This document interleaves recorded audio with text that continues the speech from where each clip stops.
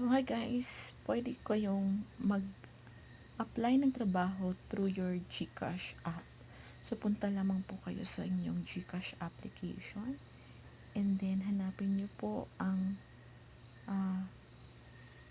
jobs. So, ito po yung mga available jobs nila: BPO, sales marketing, hotel, restaurant, logistic, transportation. So, dito nyo po makikita sa jobs, click nyo po yung parang maleta. Ayan. And then, pagkatapos, you can also earn by referring someone na mag-apply ng job and then ma-hire sila. Ayan po. So, available po yung BPO, sales marketing, hotel, restaurant, and marami pa pong iba. So, ayan, earn 1,000 pesos by referral, 1,000,